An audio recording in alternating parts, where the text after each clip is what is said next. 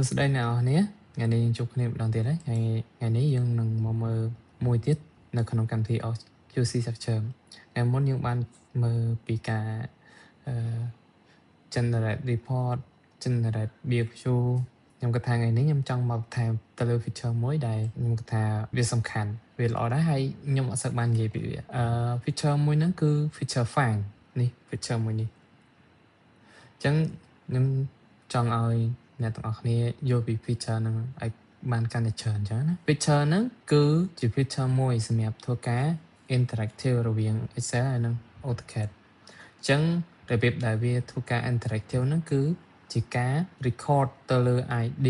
របស់ object របស់ entity នៅក្នុងកម្មវិធី AutoCAD អញ្ចឹងយើងអាចធ្វើការ select នេះនៅក្នុង column នេះ handle យើងអាចធ្វើការ select ទៅលើ object ណាមួយ based ទៅលើ handle ID ខ្ញុំ log មួយអញ្ចឹងយើងអាចធ្វើការ select ទៅលើ object ហ្នឹងបានអញ្ចឹងបើសិនជាខ្ញុំ select នៅលើ cell ហ្នឹងខ្ញុំអាច find បានហើយខ្ញុំចង់បង្ហាញមួយទៀតដែរថារបៀបដែលយើង find វាមានច្រើនរបៀបទីមួយយើងអាច select នៅលើ cell ហ្នឹង cell មួយ cell ច្រើនបែបនេះហើយយើង click find វានឹងចូលទៅក្នុង AutoCAD select ឲ្យយើងដឹងថាវាមានអីខ្លះអញ្ចឹងខ្ញុំបង្ហាញម្ដងទៀតក្នុង AutoCAD អត់មាន select អីទេយើង click លើ file ហ្នឹងមកវានឹង find ឲ្យយើងហើយយើង select ឲ្យយើងអញ្ចឹងមួយទៀត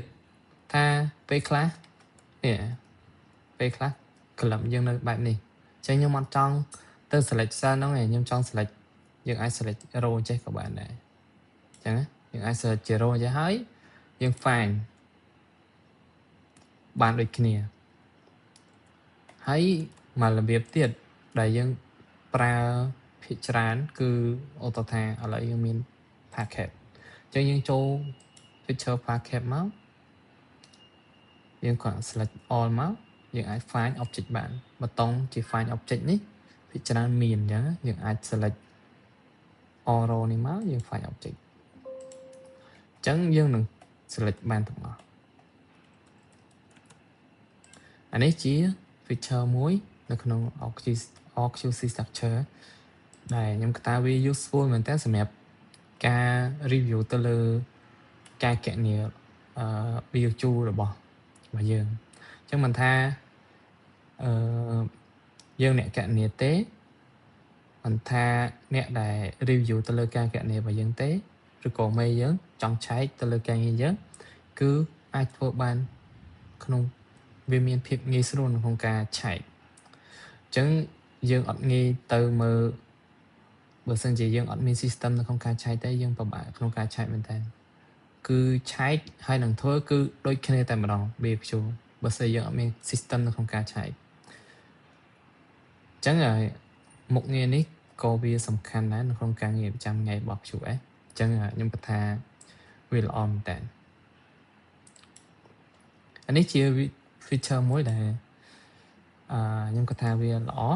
សម្រាប់យើងយកទៅប្រើប្រាស់ហើយខ្ញុំចង់ឲ្យអ្នកនរគ្នាអាចប្រើបានទាំងអស់គ្នាអញ្ចឹងមួយទៀតដែលខ្ញុំចង់បញ្ជាក់ហ្នឹងគឺនៅក្នុង report នៅពេលដែលយើងបញ្ចេញមកយើងចង់ select ទាំងអស់គឺយើងអាច select បានអញ្ចឹងណាអញ្ចឹងយើងអាច select ទាំងអស់នេះមកក៏បានយើងអាចចុចទៅ find ទាំងអស់មកក៏បានដែរអញ្ចឹងនៅក្នុងនេះវានឹង combine item ទៅជាមួយគ្នាអញ្ចឹងណាបើសិនជានៅក្នុង structure យើងអាចថាវាពេលបាយជួនកាលយើងគណនាមុនហើយយើងគណនាអីផ្សេងទៅថាយើងគណនា column យើងគណនាថ្នាំអស់ហើយបន្ទាប់មកយើងគណនាតសគណនា wall គណនាអីយ៉ាងទៅបន្ទាប់មកមានការ revise គេទៅបន្ថែមថ្នាំមួយអញ្ចឹងយើងត្រូវគណនាថ្នាំមួយទៀតអញ្ចឹងអាថ្នាំrow របស់ថ្នាំហើយនឹង row របស់ថ្នាំដែល add ក្រោយហ្នឹងវាអត់នៅចិត្តគ្នាទេអញ្ចឹងយើងពិបាក select អញ្ចឹងយើងអាចចូលមកក្នុង report យើង generate report មកយើងចូលនៅក្នុងconcrete beam អញ្ចឹងមកយើង select ហើយយើង find វាទៅអញ្ចឹងវានឹង select combine handle ID ហ្នឹងទាំងអស់យើង select មកដល់បានទាំងអស់ហ្មងអញ្ចឹងណាហើយបញ្ជាក់មួយទៀតនៅក្នុងតារាង BQ យើងអត់មាន